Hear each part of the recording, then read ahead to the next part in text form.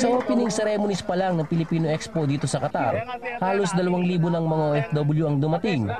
Marami kasi ay bago pa lang lumalabas sa kanilang trabaho. Pagsapit ng gabi, nagsimulang dumagsa ang libu-libong mga OFW.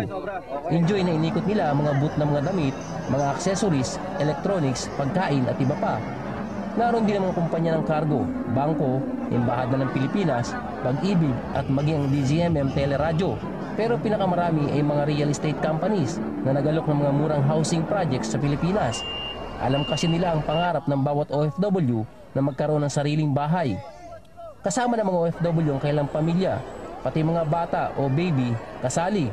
At pagsapit ng alas 9 ng gabi, di na mahulugan ng karayom ang Qatar International Exhibition Center dahil may 10,000 dumating para panoodin ang komedyanteng si Pooh.